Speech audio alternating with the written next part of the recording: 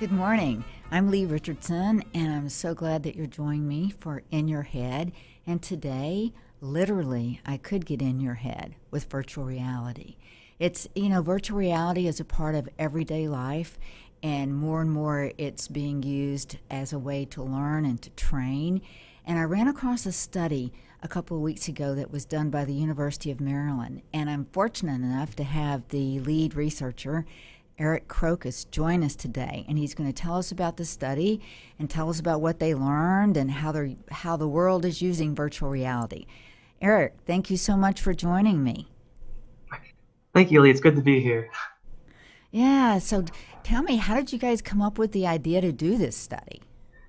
So I'm a bit of a history nerd, like on the side, and I particularly like studying ancient history. And it's interesting because you go way back into the past and you come to a time before they even had written paper. So it was just how do people store and communicate information in a period before you had written language or something to write on. And one of the ways they did this was through this idea of a memory palace. And the earliest records go back to ancient Greece and like Cicero from ancient Roman times. And the idea is you associate the environment that you are in with information. So if you're in an amphitheater and you're reciting your poetry, you would recite different stanzas of your poetry with like various parts of the seats. And basically after enough practice, you just look at those various areas and you're able to recall that specific piece of information naturally. And this was just one mnemonic technique that they had used. And as we're starting to go back into these virtual environments and we're starting to bring the environment back into our computational realm, it was like, well, maybe let's start looking back at what the ancients did and see if we can apply that to today. So that was more or less the inspiration for the study. So is this study your idea, or was it a group Yes. project? Well, I mean, okay, mine and my professors. So this was something that kind of evolved over multiple iterations, and this is kind of what we landed on. So it's my understanding you got 40 students that wanted to see if they could improve their learning capabilities by using virtual reality. Yeah, that's correct. So in the study, what we did was we had, as you said, 40 participants, and we wanted to compare their ability to learn and recall information, when using a traditional desktop and using virtual reality.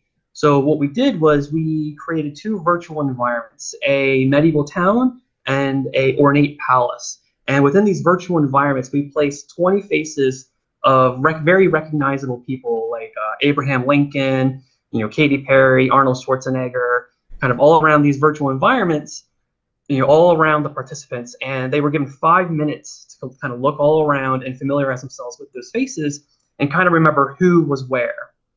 And then what we did was we kind of gave the participants a quick break period. And then what would happen is they would come back, be placed into these virtual environments, and the faces would be replaced by numbers. And the participants had to recall which person was at each numbered location and then provide a confidence in their recall. And as we found, when the participants did this on the desktop versus the head-mounted display, we found an on average 8.8% overall improvement in their ability to recall the names accurately on the head-mounted display. And that for about 40% of our participants, they actually did about a letter grade better than they would have otherwise. So that was really Wow, exciting. that's impressive. That's very impressive. And that excites me because I work with a lot of people that have learning differences and dyslexia. There's a lot of, nobody learns the same way. And the thought that Right. maybe virtual reality could make those learning experiences easier, more meaningful, I find very exciting. Yeah, definitely. So it's like you think of a traditional class when I grew up, it was all books and lectures and it was very apersonal and you really couldn't get into what you were learning. But now with virtual reality, instead of, going to the lecture hall or just reading out of a book, you would maybe hopefully in the future just check out like a virtual reality program on, the Battle of Agincourt, or you would pick out a virtual reality program on Newtonian physics, and you would be placed immersively into these educational environments. And one, you'd be able to establish a connection, a more intrinsic connection with what you're doing and what you're seeing. And then hopefully by being placed in these environments, you would be able to recall what you learned more better, essentially. and try to take your grade level up a notch. That's pretty impressive. Yeah, hopefully so. Yeah. So how else do you see, virtual reality is part of everybody's life. How else do you see it being the most beneficial for us? Oh boy. So, I mean, if you think about it, right now we use desktop computers for everything. And if you think of the evolution of how we've consumed and produced media, we've kind of went from cave walls to clay tablets to paper to now desktops. I believe and argue that virtual reality is the next step in that evolution of content, of displaying content and the way we consume it. And I mean, really, the possibilities are endless. I mean, especially like as we kind of mentioned, education, but not just you know, elementary school, middle school, high school, but like in training for more specific professions such as engineering, science, the medical industry. Even within our own lab, we're currently trying to develop new tools and techniques for training surgeons. So we were actually invited to the University of Maryland Baltimore Shock Trauma Center, and the surgeons there actually had us take on the role of a surgeon in training, and we got to experience it firsthand and just how difficult it was to learn how to be a surgeon. Because the problem is when you're a surgeon, you're a doctor, you're standing over the patient, and you're the only one who can see the patient. And as a student, you're standing against the back wall, observing from a distance. And what would be really nice is if you could take the position of the surgeon, stand in his shoes, and see what he's doing from his perspective.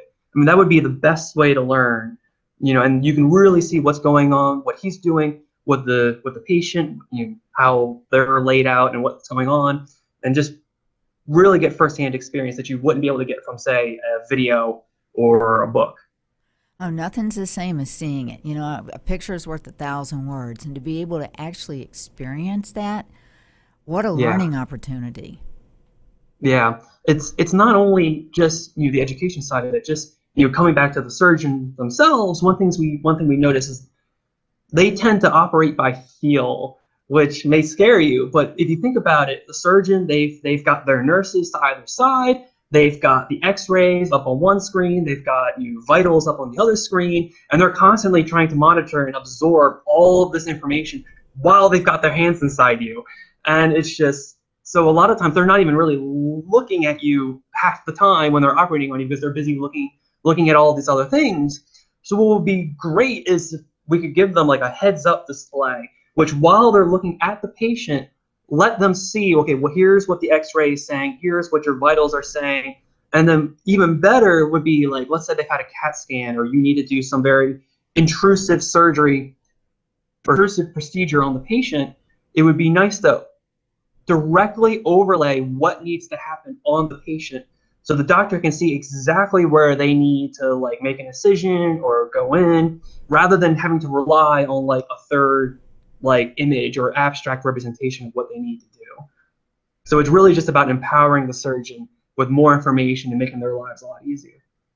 That's pretty impressive. And when I think about how it could be used in mental health, because we have a lot of people that come back from war that have severe PTSD, and we have a lot of people with anxiety.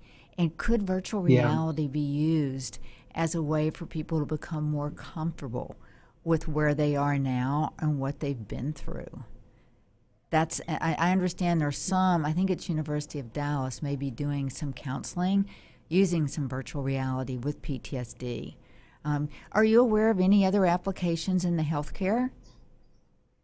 Yeah. So I'm not specifically for PTSD, but there was a study that was done that showed or that found that the same pathways in the brain that process vision are also the same pathways that process pain. So there's been a lot of work on trying to use virtual reality as a supplement or a replacement for pain medication, with the whole opioid crisis. So what they do is, okay, you're a patient lying in a hospital bed, okay, you're not really going anywhere, you're in pain. So let's try to help you in any way we can. So what they've done is put virtual reality headsets on you, and basically let's take you somewhere else. So let's take you skiing. Let's take you to the beach. It's almost like a distraction. And what they found is this is a pretty good replacement or a substitute or a supplement for pain medication. That's So this is a fabulous. very exciting. Yeah, Well, I do know pain lives in the brain. It does not live in the body. So I think that yeah, that's what a great way to treat people in a much more healthy aspect. And I really think that with pain, you have some anxiety, you have some frustration. And if they can escape that pain, they can escape that anxiety and frustration at the same time. So that's yeah, fascinating. You're just full of good news. Is there anything else yeah. that you'd like to share with us today? So I mean, there's maybe not on such the same level, but there's a whole emphasis now on data analysis. So just trying to understand large amounts of data. So whether you're a stock trader, you're a businessman, you're an engineer, you've got to process and visualize large amounts of data. So one of the things that I'm specifically working on in my research is how do we transform these abstract, non-spatial data sets, so like stock trading, internet networks, how do we transform that into a way that virtual reality can help us understand what's going on, and these can help us prevent future you know internet attacks. So that was one thing, set of research we had done.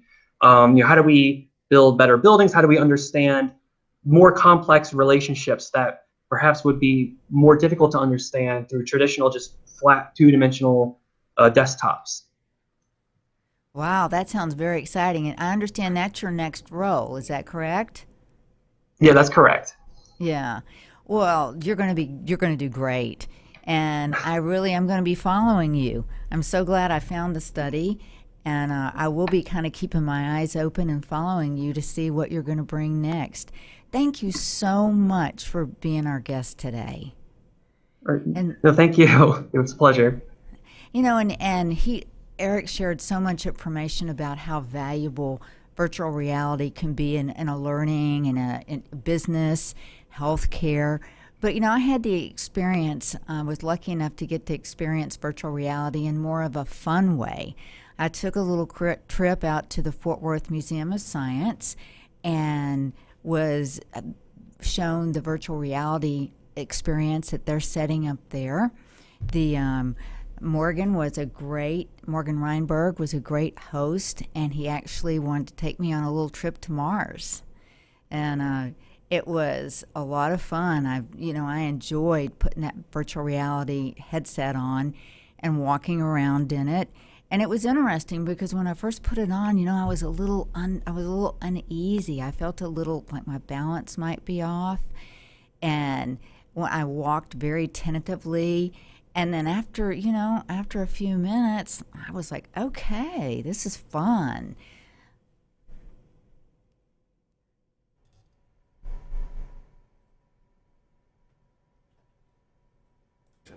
And of course, none of the rest of us have ever had a chance to go land on the moon, but this gives us the opportunity to see what they were seeing and experience what they were experiencing on the lunar surface. And so that makes it a tremendous teaching opportunity in the same way that a still photograph in a book or mounted on the wall in one of our exhibits might be. Here, it puts you in the center of the action.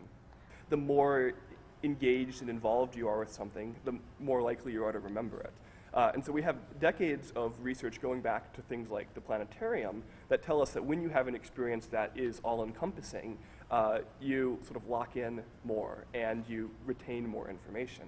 But the planetarium only lets you kind of look up and see what's around you. You look down and you see your feet in the seats. And you you're realize, in the planetarium. Exactly. Yeah. So what VR lets you do is be completely immersed in a different world. So when I first put the headset on and I was trying to explore my world, I was a little nervous. It was the experience was so real. The clouds were so beautiful. The sun was so bright. The birds were flying. I just couldn't believe how real it was. I forgot that I was at the Science Museum. I thought I was outside getting ready to sit down and have a picnic. It was a great experience. And that exhibit will become live in May. And I really encourage all of you, because what they're going to do is show the astronauts taking a walk on Mars And I think we may be able to show some of that today too. So I'm going to leave you with a virtual reality experience. And thank you so much for listening. And if you want more information, always check our Facebook and our YouTube channel and the good old-fashioned website.